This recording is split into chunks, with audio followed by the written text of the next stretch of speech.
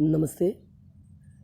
जैसे कि आप यहाँ पर देख पा रहे हैं, ये बेसिकली बिहार बीपीएससी जो मेंस होता है उसका जीएस पेपर 1 का कुछ इम्पोर्टेंट टॉपिक्स हम यहाँ पर लिखे हुए हैं। बिहार बीपीएससी का जो मेंस होता है उसमें बेसिकली 3 पेपर होता है, GS paper 1, GS paper 2 and GS paper 3। और ये जीएस पेपर 1 से भी पहले आपको एसए पेपर भी होता है, जो कि एसए नहीं हिंदी पेपर होता है, जिसमें आपको 100 में 33 मार्क्स लाना होता है। क्वालिफाइंग नेचर का पेपर होता है। तो अगर इसमें बात किया जाए पेपर 1 जीएस पेपर 1, जिसके अंदर 3 सेक्शन होता है। 3 सेक्शन में से एक सेक्शन आपका हिस्ट्री से होता है, एक सेक्शन आप history and art and culture से एक सेक्शन होता है। दूसरा सेक्शन मान लीजिए आपका स्टैटिस्टिक्स से होता है, स्टैटिस्टिक जिसमें डेटा इंटरप्रिटेशन का होता है। वो आपको पाई चार्ट या बार चार्ट ये सब दिया जाएगा, आपको बनाना पड़ेगा। एंड थर्ड जो आपको दिया रहता है वो होता है आपका करंट अफेयर से दिया रहता है। तो इस तरह 3 सेक्शन भरा पड़ा हुआ है आपके पहले पेपर जीएस पेपर 1 में, जिसमें टोटल मार्क्स 300 मार्क्स का आता है। हिस्ट्री में आपको 6 क्वेश्चन दिया रहता है, 6 में से आपको किन्हीं 3 को अटेम्प्ट करना होता है, 3 को सीधा आधा। फिर जो सेक्शन 2 में जो आपको बोले स्टैटिस्टिक्स में 4 में से कोई भी आपको 2 बनाना होता है। एंड करंट अफेयर में मान लीजिए 3 में से कोई भी आपको 2 बनाना होता है। तो ये है तरीका जो आपको एग्ज़ाम हॉल में अटेम्प्ट करना है। ओके।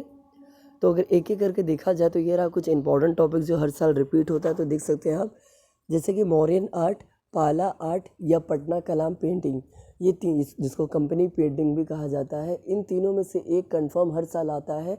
और इस बार अगर आप प्रीवियस ईयर देखते हैं तो ऑलरेडी पाला एंड पटना कलाम जस्ट पूछा गया है, इसलिए 67th बीपीएससी में मौर्यन आर्ट पूछने की संभावना बहुत ही ज़्यादा है।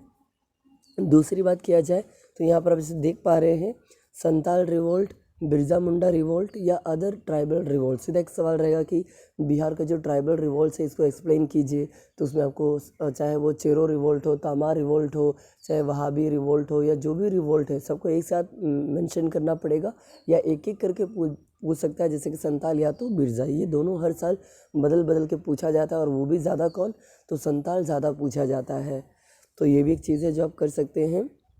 नेक्स्ट है रिवोल्ट ऑफ 1857 एंड इसमें द रोल ऑफ वीर कुंवर सिंह। तो आपको इन दोनों में से एक सवाल या दोनों को मिला के एक सवाल भी आ सकता है कि रिवोल्ट ऑफ 1857 क्या है या उसमें कुंवर सिंह का क्या रोल है, और ये भी आने की संभावना इस बार बहुत ही ज़्यादा है।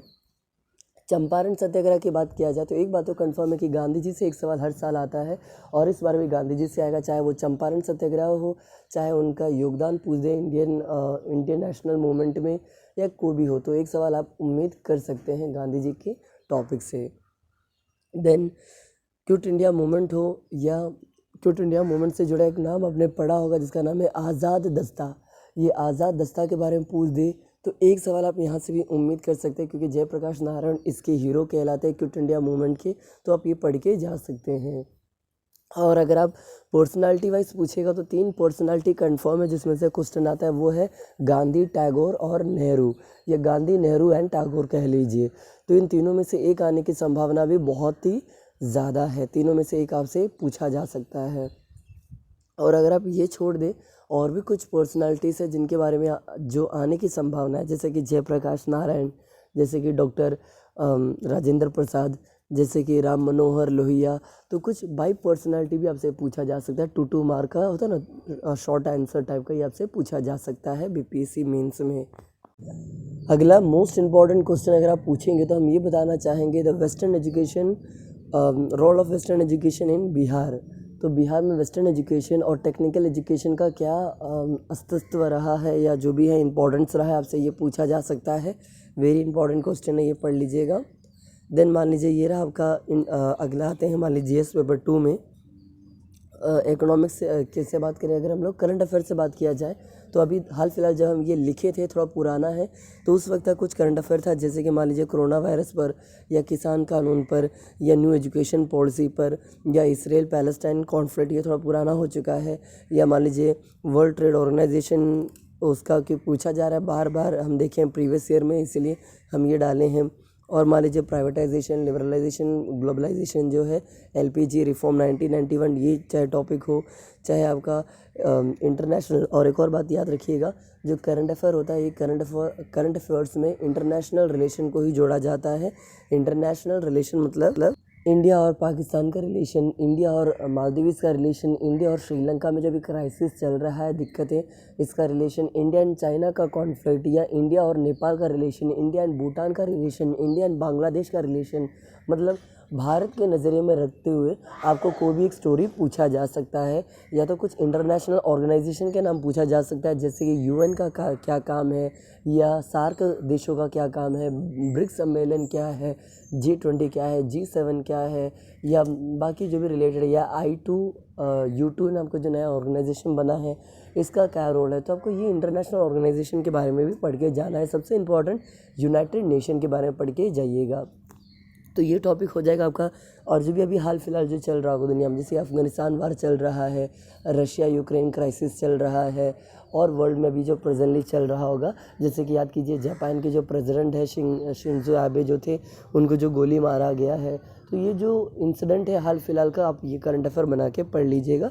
और जो आने वाला इवेंट है, जैसे मान लीजिए चंद्रयान मिशन, जो भारत अभी जो मंगल भेजा जा रहा है मून पर, वो गगनयान के बारे में जान लीजिएगा। या INS विक्रांत जो इंडिया अपने मिलिट्री को इतना स्ट्रॉन्ग कर रहा है, मिलिट्री बेसिस पूछ सकता है, या अग्निवीर स्कीम जो है इसके बारे में पूछा जा सकता है। तो जो भी करंट अफेयर रिलेटेड चीज़ें आप वो एक बार देख लीजिएगा। तीसरा स्टैटिस्टिक, जिसमें बेसिकली हम, जैसे आप स्टार्टिंग में ही बोले, आपको 4 सवाल दिया जाएगा, आपको 2 बनाना होता है। दोनों का मार्क जो रहता है 38 का आई गेस होता है, 36 मार्क का होता है। 72 मार्क्स आपको मिलता है स्टैटिस्टिक्स से केवल।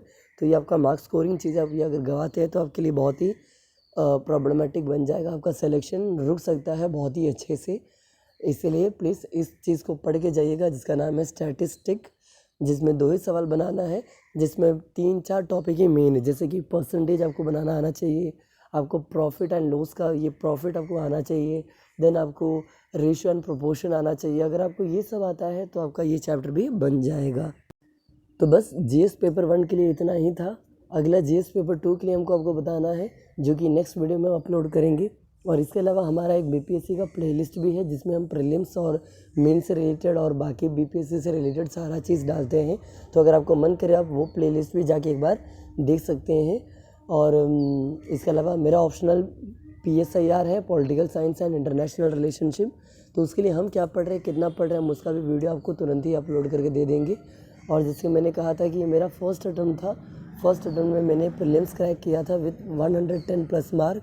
तो अगर आपके कोई है तो उनको भी आप वो वीडियो ज़रा फॉरवर्ड कर दीजिएगा, कि जो आपके जूनियर्स होंगे या जो अटेम्प्ट करना चाहते हो बिहार BPSC, उनको भी थोड़ा आइडिया मिल जाए।